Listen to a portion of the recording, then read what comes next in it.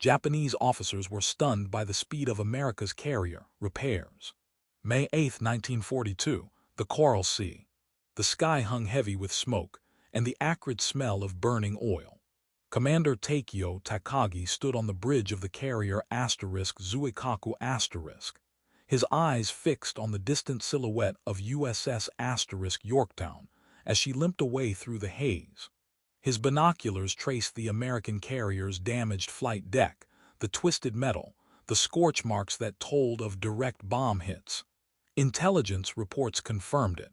Severe structural damage, flooded compartments, a gaping wound that would take months to repair in any rational assessment of naval engineering. Takagi lowered his binoculars and permitted himself a rare smile. The Americans had fought well, better than Tokyo had predicted, but the mathematics of industrial warfare were unforgiving. One of their precious carriers was effectively removed from the chessboard. The path to Midway lay open. He did not know, could not know, that he was witnessing not the end of American naval power in the Pacific, but the beginning of a revelation that would shake the foundations of Japanese strategic thinking. In 27 days, that crippled ship would return to battle. Not patched, not jury-rigged, but fighting-ready, her wounds erased as if by some industrial sorcery that defied everything the Imperial Japanese Navy understood about shipbuilding, logistics, and the immutable laws of time itself.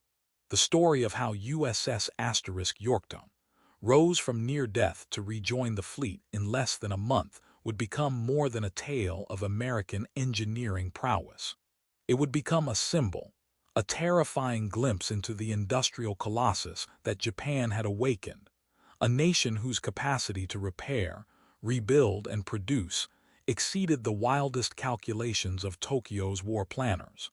And for the officers of the Imperial Japanese Navy, men trained in the careful husbandry of irreplaceable assets, the speed of America's carrier repairs. In the spring of 1942, the Imperial Japanese Navy sailed as masters of the Pacific. 6 months of unbroken victories stretched behind them like a crimson wake. Pearl Harbor, Wake Island, the Philippines, Singapore, the Dutch East Indies. The carrier strike force, the Kaido Butai*, had operated with an almost supernatural efficiency, appearing where the enemy least expected, striking with devastating precision, vanishing before effective retaliation could materialize. Japanese naval officers, products of a system that prized meticulous planning and the spiritual cultivation of Bushido*, believed they had discovered the formula for modern naval warfare. Their carriers were sacred instruments, each one representing years of national treasure and industrial effort, crewed by pilots who had trained for a decade to perfect their craft. The Americans, by contrast, appeared almost frivolous in their approach to naval aviation. Intelligence reports described a navy bloated with peacetime habits, led by officers who had never faced a peer adversary, supported by an industrial base that Tokyo's analysts assured the general staff was soft, distracted by labor disputes and the production of consumer luxuries. The attack on Pearl Harbor was designed not merely to cripple the American Pacific Fleet, but to deliver a psychological blow so devastating that the United States would sue for a negotiated peace, rather than face the long, grinding war across an ocean that the Japanese had claimed as their own. But by May of 1942, the first cracks in this worldview had begun to appear. The Doolittle raid in April, though tactically insignificant, had demonstrated that American audacity could penetrate even to the sacred home islands. The Battle of the Coral Sea, while technically a tactical victory for Japan, the Americans lost the carrier Lexington *, while Japan's losses were lighter, had revealed something unsettling. The Americans fought with a coordination and determination that contradicted the image of a demoralized, industrially backward enemy. And now, as Japanese carriers limped back to port for repairs that would take months, intelligence began filtering in that suggested the impossible. USS Yorktown *, The carrier they had left burning and dead in the water was not retreating to the west coast for a lengthy reconstruction. She was heading to Pearl Harbor. Japanese naval architects, when presented with this intelligence, dismissed it as American bravado or faulty reconnaissance. The damage assessments were clear. Yorktown had taken a Type 99 dive bomber strike directly to her flight deck, penetrating through to the fourth deck. Her aviation fuel system was compromised. Structural integrity was questionable. By every standard of naval engineering practiced in the shipyards of Kure and Yokosuka, such damage required drydock repairs extending 3 to 4 months minimum. The idea that the Americans could accomplish in weeks what would take Japan months was not merely optimistic, it was technically impossible. This assumption rested on a fundamental misunderstanding of what the United States had become in the 2 decades since the Great War. While Japan had poured its limited industrial capacity into building a fleet designed for a single, decisive battle, America had been constructing something far more profound and far more terrifying, an industrial ecosystem capable of sustained, overwhelming production. The shipyards of America were not merely repair facilities, they were temples of mass production, factories where the principles of Henry Ford's assembly line had been applied to the construction of the most complex machines ever devised. And in those yards, a new philosophy of naval repair had taken root, one that prioritized speed and functionality over perfection, that valued getting ships back into battle over achieving aesthetic completeness. When USS Yorktown entered Pearl Harbor on May 27, 1942, the scene that greeted her would have seemed like chaos to a Japanese observer. But it was a very particular kind of chaos, organized and purposeful. Admiral Chester Nimitz had personally surveyed the damage and made a decision that epitomized American pragmatism. Yorktown would be repaired not to perfect condition, but to fighting condition. Every resource of the Pearl Harbor Navy Yard was mobilized. Work schedules that assumed 8-hour shifts and union regulations were abandoned. Materials were requisitioned not through normal supply channels, but through emergency orders that bypassed standard bureaucracy. 1,400 workers descended on the carrier in round-the-clock shifts, cutting away damaged steel, welding replacement plates, rerouting electrical systems, restoring the aviation fuel infrastructure. The symbolic object at the heart of this repair effort was not exotic or particularly technological. It was the welding torch, that mundane tool of industrial fabrication, wielded by hundreds of men simultaneously across multiple decks. The sound of welding, that sharp crackling hiss, became the heartbeat of Yorktown's resurrection. Where Japanese repair philosophy emphasized careful reconstruction under controlled conditions, American methodology embraced controlled urgency. Damaged sections were not painstakingly restored. They were cut out and replaced wholesale. Systems that could not be fully repaired were bypassed or jury-rigged to minimum operational standard. The goal was not to return Yorktown to her commissioning perfection, but to give Admiral Frank Jack Fletcher a flight deck from which to launch aircraft and a hull that could take more punishment. Japanese naval officers, had they witnessed this scene, would have been torn between admiration and horror. Admiration for the sheer audacity and energy of the effort, horror at the apparent disregard for proper procedure, for the standards that defined professional shipbuilding. In the philosophy of the Imperial Japanese Navy, a ship was a work of craftsmanship, a precision instrument that required careful maintenance and reverent care. The idea of emergency repairs performed by hundreds of semi-skilled workers, with welding sparks flying across multiple decks simultaneously, would have seemed not merely dangerous but almost sacrilegious. Yet in 72 hours, USS Yorktown steamed out of Pearl Harbor to rejoin the fleet. Not perfect, not fully healed, but operational, her flight deck could launch and recover aircraft. Her propulsion system could sustain fleet speed. Her damage control parties were ready for the punishment they would inevitably face. And on June 4, 1942, less than a month after Japanese pilots had left her for dead, Yorktown's Asterisk aircraft participated in the destruction of the Japanese carrier Soryu at the Battle of Midway. The officers of the Imperial Japanese Navy who encountered Yorktown at Midway experienced a profound disorientation. Lieutenant Tominaga Joichi, leading a strike group from the carrier Huryu identified the American carrier through his bomb sight and hesitated for a fraction of a second. This was impossible. Intelligence had confirmed that only 2 American carriers were operational in the Pacific, Enterprise and Hornet.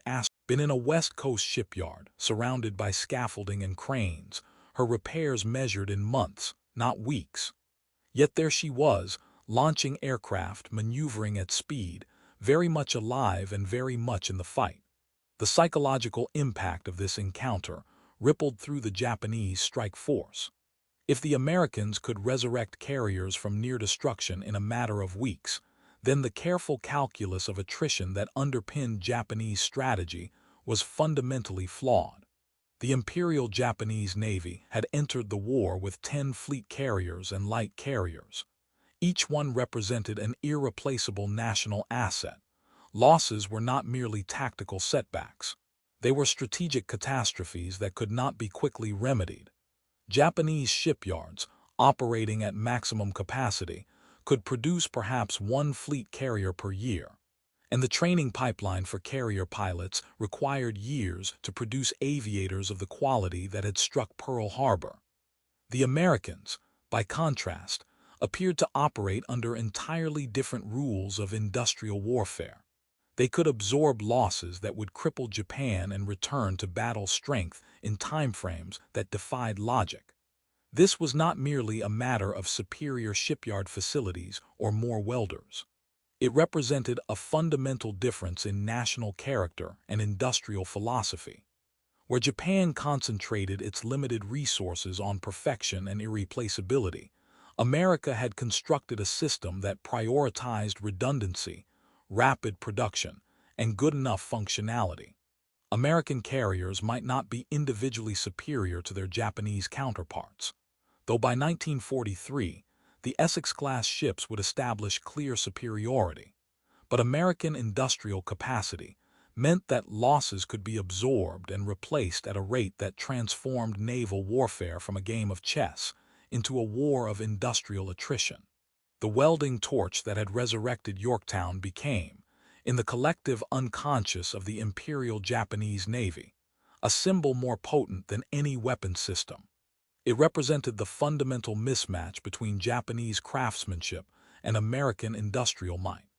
In Japanese naval yards, skilled artisans approached ship repair with the mentality of samurai maintaining their swords, each weld carefully placed, each repair meeting exacting standards, time treated as secondary to quality. In American yards, battalions of workers approached ship repair like Henry Ford approaching automobile production. Maximize throughput, minimize repair time, meet minimum operational standards. The aftermath of Midway confirmed what Yorktown's rapid repair had suggested. Japan lost 4 fleet carriers in a single day. Akagi Kaga Soryu and Huryu. These were not merely ships. They were the core of the Kaido Butai the strike force that had dominated the Pacific for 6 months. Their loss represented the destruction of operational capability that Japan could not replace. The carriers themselves might eventually be rebuilt, though Japanese shipyards, operating under resource constraints that grew more severe with each passing month, would struggle to match even peacetime production rates. But the pilots, the irreplaceable veterans who had perfected their craft over years of training, could not be resurrected. They sank with their ships, taking with them the institutional knowledge and combat experience that defined Japanese naval aviation excellence. The United States, meanwhile, absorbed the loss of Yorktown. She finally succumbed to Japanese submarine torpedoes 2 days after Midway. With the equanimity of a nation that understood replacement was a matter of time and industrial capacity, not irreplaceable craftsmanship. By the end of 1942, American shipyards were not merely repairing damaged carriers. They were launching new ones at a pace that Tokyo's planners had deemed impossible. The Essex-class program alone would eventually produce 24 fleet carriers. Light carriers and escort carriers added dozens more hulls, and each one was crewed by pilots produced through an accelerated training program that prioritized functional competency over artisanal perfection. Japanese naval officers, analyzing intelligence reports from the second half of 1942 and into 1943, experienced a growing sense of vertigo. The industrial statistics were undeniable and terrifying. American shipyards were producing escort carriers at a rate of roughly one per month. Fleet carriers emerged at intervals measured in months, not years. Each new American carrier represented not merely additional hulls, but additional capacity to absorb losses, to maintain pressure, to project power across the vast distances of the Pacific. For an Imperial Japanese Navy that had entered the war with a carefully hoarded reserve of 10 carriers and had already lost 4 of its most capable ships, the mathematics of industrial attrition had become a sentence of inevitable defeat. The speed of American carrier repairs became, in Japanese strategic assessments, a synecdoche for the larger industrial mismatch. If the Americans could repair catastrophic American advantage, even tactical victories became strategic defeats if they resulted in damage that took Japanese carriers out of action for extended periods. The careful preservation of assets that defined Japanese naval strategy, the reluctance to risk carriers unnecessarily, the emphasis on the decisive battle that would settle the war in a single engagement, became liabilities in a war of sustained attrition against an enemy who could repair faster, produce faster, and replace faster than Japan could ever match. By mid-1943, the transformation in Japanese naval thinking was complete but unacknowledged. Official pronouncements still spoke of ultimate victory, of the decisive battle that would turn the tide, of the spiritual superiority of Japanese warriors over materialistic Americans. But in private assessments, in the quiet conversations between officers who understood the true state of naval affairs, a darker realization had taken hold. The war was not merely difficult or challenging. It was mathematically unwinnable. The United States had revealed itself not as a soft, industrially backward nation ripe for a negotiated peace, but as an industrial colossus whose capacity for production and repair exceeded Japan's by margins that could not be overcome through superior tactics or warrior spirit. The symbolic power of the welding torch, of those 1,400 workers who had resurrected Yorktown in 72 hours, haunted Japanese strategic planning. It represented the industrialization of warfare on a scale that Japan, with its limited resource base and artisanal manufacturing traditions, could not match. American carriers were not sacred, irreplaceable instruments of national power. They were products, items on an assembly line, machines that could be produced, repaired, and replaced with an efficiency that transformed naval warfare into industrial warfare. This realization manifested in subtle shifts in Japanese naval doctrine. The emphasis on the decisive battle remained. It had to, because a war of attrition was unwinnable, but it was now tinged with desperation. Each engagement had to count, had to inflict disproportionate losses on the Americans, because Japan could not sustain equal exchange ratios. The Americans could lose a carrier and replace it within months. Japan could not. The Battle of the Philippine Sea in June 1944 would crystallize this transformation into its starkest form. Japanese carrier aviation, rebuilt after Midway with hastily trained pilots and a desperation born of strategic necessity, faced the full weight of American naval power. The result, known to American sailors as the Great Marianas Turkey Shoot, saw Japanese carrier aviation effectively destroyed as an operational force. The Americans lost approximately 30 aircraft in the engagement. The Japanese lost more than 600, including virtually all their remaining experienced pilots. And while Japan still possessed carriers, ships that had survived the engagement, they were now hollow instruments, hulls without the trained aviators necessary to make them effective weapons of war. The speed with which America rebuilt its carrier forces after losses contrasted with Japan's inability to replace not merely ships, but the human capital of trained pilots, represented more than tactical superiority. It represented a fundamental difference in how the two nations approached industrial warfare.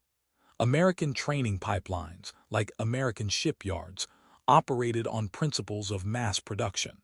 Pilots were trained not to artisanal perfection, but to functional competency, and the training infrastructure could expand to meet demand. The United States graduated thousands of naval aviators during the war years, enough to sustain combat losses and still maintain expanding carrier air groups. Japan, by contrast, had entered the war with a training philosophy that emphasized quality over quantity, producing relatively small numbers of superbly trained pilots each year. This approach worked brilliantly in the war's opening months, when those veteran pilots dominated the skies over the Pacific. But once those pilots were lost, and combat aviation is an inherently attrition-heavy profession, the training pipeline could not replace them at a rate necessary to sustain operations. Japanese naval aviation in 1944 consisted of hastily trained pilots flying against American veterans, a complete reversal of the situation that had prevailed in 1941 and early 1942. The welding torch that had resurrected Yorktown became, in the final analysis, more powerful than any bomb or torpedo. It represented the industrialization not merely of production, but of repair, maintenance, and sustained operational capability. American carriers that suffered damage in combat could retire to forward bases like Pearl Harbor or Ulithi, and return to battle in timeframes that consistently shocked Japanese intelligence analysts. What Japanese shipyards accomplished in months, American yard workers completed in weeks. What Japanese planners deemed impossible, repairing catastrophic structural damage in a matter of days, American engineering made routine. This capability rested on several interconnected factors that Japanese observers struggled to fully comprehend. First, the sheer scale of American shipyard capacity. Pearl Harbor Navy Yard, while significant, was merely one facility in a vast network that stretched from Bremerton to Norfolk. Each yard possessed dry docks, machine shops, electrical facilities, and stores of spare parts that dwarfed their Japanese equivalents. When Yorktown entered Pearl Harbor, she did not wait for materials to be fabricated or shipped. The necessary steel plates, electrical conduits, valves, and pumps were already in stock, warehoused against anticipated need. Second, the American approach to damage control and emergency repair emphasized modularity and standardization. Where Japanese ships featured bespoke systems tailored to each hull, American vessels increasingly utilized standardized components that could be rapidly swapped out. Damaged equipment was not carefully disassembled and repaired. It was removed and replaced with new units pulled from supply.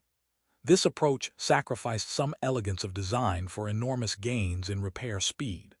Third, and perhaps most fundamentally, American industrial culture embraced imperfection in service of speed. The repairs performed on Yorktown in those 72 hours at Pearl Harbor would not have satisfied a peacetime inspection. Welds were functional rather than beautiful. Systems were restored to minimum operational standard rather than full capability. But the ship could fight, and in the calculus of June 1942, fighting capability mattered far more than aesthetic perfection. Japanese naval culture, steeped in traditions of craftsmanship and Bushido perfection, struggled to embrace this pragmatism. The idea of sending a ship into battle with incomplete repairs, with systems jury-rigged to barely operational status, seemed almost dishonorable. Yet it was precisely this willingness to accept imperfection, to prioritize speed over completeness, that gave the United States Navy its decisive edge in operational tempo. American carriers spent less time in repair and more time at sea. The cumulative effect of this differential, weeks saved on each repair cycle, multiple war translated into sustained operational pressure that the Imperial Japanese Navy could not match. Japanese carriers that sustained damage withdrew for months. American carriers returned in weeks. The mathematics of this differential compounded over time, creating an ever-widening gap in effective naval strength. By 1945, as the war ground toward its inevitable conclusion, Japanese naval officers who had survived the carnage looked back on the early days of the conflict with a mixture of nostalgia and bitter understanding. The confidence of 1941, the belief that superior spirit and tactical excellence could overcome material disparities, seemed almost naive in retrospect. The American industrial machine had revealed itself not merely as quantitatively superior but qualitatively different, operating under principles of mass production and rapid repair that transformed the nature of naval warfare. The sight of Yorktown at Midway, that impossible resurrection, had been an omen that few Japanese officers had properly interpreted at the time. It was not merely one ship repaired quickly. It was a glimpse into the industrial philosophy that underpinned American military power, a philosophy that treated even the most complex machines as producible, repairable, replaceable, a philosophy that valued speed and functionality over perfection, a philosophy that could absorb losses which would cripple Japan and return to battle strength in timeframes that defied every assumption upon which Japanese strategy had been constructed. The welding torches of Pearl Harbor Navy Yard, operated by 1,400 workers across 72 hours of round-the-clock labor, had accomplished more than the repair of a single carrier. They had demonstrated the fundamental mismatch between Japanese and American approaches to industrial warfare, and in that demonstration, they had illuminated the inevitable trajectory of the Pacific War. Not a trajectory determined solely by tactics or strategy or warrior spirit, but by industrial capacity, repair speed, and the ability to sustain losses and continue fighting. For the young officers of the Imperial Japanese Navy who had cheered the victories of 1941 and early 1942, the realization came slowly and painfully. The war they thought they were fighting, a conflict of battles and tactics, where superior training and spiritual dedication could overcome material disadvantages, was not the war they were actually in.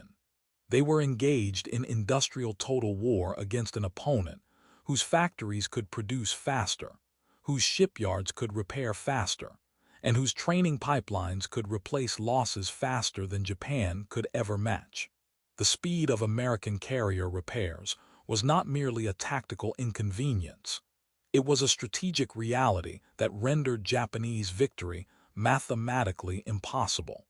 In the final accounting, USS Yorktown's resurrection stands as one of the most significant events of the Pacific War, not for its immediate tactical impact, though her aircraft did contribute to the destruction of Japanese carriers at Midway, but for what it revealed about the nature of American industrial power. The ship herself would not survive the battle. Japanese submarine torpedoes would finally send her to the bottom on June 7, 1942.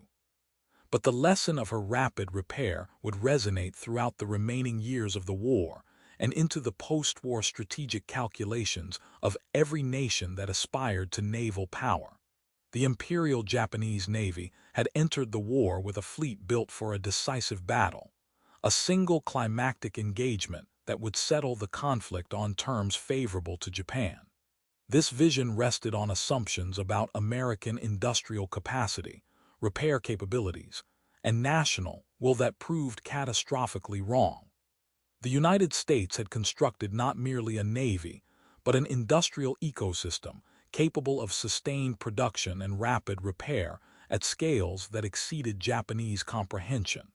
And that ecosystem, represented symbolically by the welding torches that brought Yorktown back from near death, would prove more decisive than any weapon system or tactical doctrine. For the Japanese officers who witnessed American carriers returning to battle in impossible timeframes, who read intelligence reports of new carriers being launched at intervals measured in months, who watched their own carefully preserved carrier force dwindle through attrition and unreplaceable losses, the war became a slow-motion revelation of industrial determinism. Spirit and skill mattered, but they could not overcome the fundamental disparity in productive capacity. The America they had struck at Pearl Harbor, the nation they had assessed as soft and materialistic and unwilling to fight a prolonged war, had revealed itself as something far more formidable, an industrial colossus capable of producing and repairing the instruments of war at scales that transformed conflict into a contest of manufacturing output. The welding torch, that mundane tool wielded by hundreds of anonymous workers in the shipyards of Pearl Harbor, became in this context more powerful than the sword of any samurai. It represented the democratization of industrial might, the application of mass production techniques to the most complex machines ever devised, and the willingness to embrace imperfection in service of speed. These were not traditionally martial values. They did not resonate with the aesthetic of Bushido or the warrior traditions that defined Japanese military culture. But they were the values that would define warfare in the industrial age, and the nation that mastered them would dominate the seas. The story of Japanese officers stunned by American carrier repair speed is ultimately a story about the collision of two worldviews, two approaches to industrial warfare, two philosophies of national power. The Imperial Japanese Navy, with its emphasis on carefully husbanded assets, artisanal craftsmanship, and the decisive battle, represented one vision of naval power, a vision rooted in resource scarcity, limited industrial capacity, and the belief that superior training and spiritual dedication could overcome material disadvantages. The United States Navy, with its mass production shipyards, rapid repair capabilities, and willingness to embrace imperfection in service of operational tempo, represented another vision, one rooted in industrial abundance, standardization, and the understanding that modern war is fundamentally a contest of productive capacity.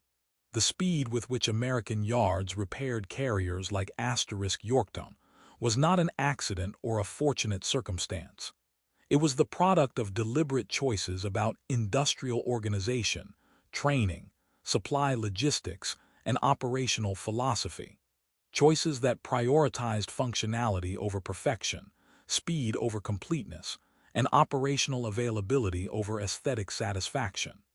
These choices were enabled by an industrial base that could produce steel, electrical components, and spare parts at scales that dwarfed Japanese capacity. But they also reflected a cultural willingness to accept imperfection, to send ships into battle that were good enough, rather than perfect, to trust that rapid repair could substitute for absolute prevention of damage. For Japanese naval officers, educated in a tradition that prized perfection and viewed each ship as an irreplaceable work of craftsmanship, this American approach seemed almost reckless. How could you send a carrier into battle with incomplete repairs, with systems jury-rigged to minimum operational standards, with welds that might not meet peacetime quality standards? The answer, invisible to those trained in Japanese naval philosophy, was that in total industrial warfare, operational availability trumped perfection. A carrier at sea with imperfect repairs contributed to the war effort. A carrier in dry dock receiving perfect repairs did not. and the cumulative effect of choosing speed over perfection, repeated across hundreds of ships over years of war, created an insurmountable advantage in operational tempo. The final irony is that Japanese naval officers, had they truly understood the implications of Yorktown's rapid repair, might have counseled against initiating the war at all. The industrial capacity that could resurrect a carrier in 72 hours was the same capacity that would produce 24 Essex-class carriers, dozens of light and escort carriers, hundreds of destroyers, thousands of aircraft. It was the capacity of a nation that had spent the previous decade perfecting mass production techniques, that had built an industrial infrastructure spanning a continent, that could mobilize millions of workers and billions of dollars of resources toward a single objective. Attacking such a nation, in the hope that early tactical victories would lead to a negotiated peace, was not merely strategically questionable. It was a fundamental misreading of American industrial character and capacity. As the sun sets over the Pacific, 7 decades after Yorktown steamed out of Pearl Harbor with Weld still cooling on her flight deck, the lesson of that resurrection remains relevant. The speed of America's carrier repairs in World War II was not merely a tactical advantage or a fortunate circumstance. It was a manifestation of industrial philosophy, of national character, of the choices a society makes about how to organize production and approach complex challenges. It represented the triumph of pragmatism over perfectionism, of speed over elegance, of functional imperfection over beautiful but delayed completion. For the Imperial Japanese Navy, the realization came too late. By the time officers fully grasped the implications of American repair speeds and production unwinnable, the carriers they had carefully preserved through the early months of the conflict were sunk or damaged beyond repair. The pilots they had spent years training were dead, or so depleted in numbers that carrier operations became impossible. And the shipyards that might have replaced losses operated under resource constraints, so severe that completion of new carriers stretched into years rather than months. The welding torches of Pearl Harbor, operated by 1,400 workers across 3 days and nights, had illuminated a truth that would reshape naval warfare and strategic thinking for generations. In the age of industrial total war, victory belongs not to the nation with the most perfect weapons or the most spiritually dedicated warriors, but to the nation with the industrial capacity to produce, repair, and replace faster than the enemy can destroy. It was a harsh lesson, one that came at the cost of millions of lives and the destruction of entire fleets. But it was a lesson that would define the remainder of the 20th century and beyond.